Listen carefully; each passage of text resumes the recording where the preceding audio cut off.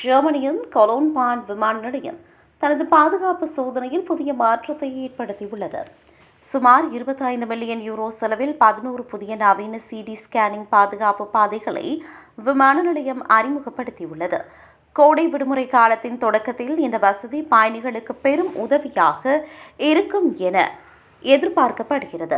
இந்த புதிய தொழில்நுட்பத்தினால் பயணிகள் இனி தங்களது கையடக்க பையிலிருந்து மடிக்கணினி மற்றும் திரவ பொருட்களை வெளியெடுக்க வேண்டிய அவசியமில்லை. கசிவு இல்லாத கொள்கலன்களில் 2 லிட்டர் வரையிலான திரவ பொருட்களை தாராளமாக கொண்டு செல்லலாம். சிறிய போத்தல்களுக்கான வெளிப்படையான பிளாஸ்டிக் பைகளும் இனி தேவையில்லை. சிடி ஸ்கேனிங் தொழில்நுட்பம் மருத்துவர்கள் பயன்படுத்தும் அதே முறையில் பைகளை முப்பரிமாணத்தில் ஸ்கேன் செய்கிறது. இது நூற்றுக்கணக்கான துல்லியமான படங்களை உருவாக்குவதால் அபாயகரமான பொருட்களை எளிதில் கண்டறிய முடிகிறது. ஊழியர்கள் இந்த படங்களை பல்வேறு கோணங்களில் சுழற்றி பார்த்து ஆய்வு செய்ய முடியும்.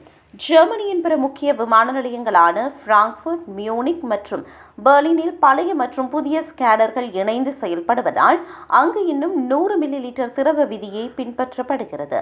ஆனால் கொலோன் விமான நிலையம் அனைத்து பாதைகளையும் மேம்படுத்தியுள்ளதால் இந்த தளர்வு அங்கு மட்டுமே தற்போது நடைமுறையில் உள்ளது.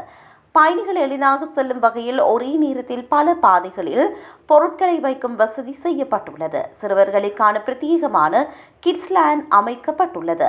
இதில் சிறுவர்கள் தாங்களாகவே தங்களது பொருட்களை கன்வேயர் பெல்ட்டில் வைக்கும் வகையில் படிகள் அமைக்கப்பட்டுள்ளன. அமைதியான சூழலை உருவாக்க புதிய ஒளி மற்றும் ஒலி அமைப்புகளும் செய்யப்பட்டுள்ளன.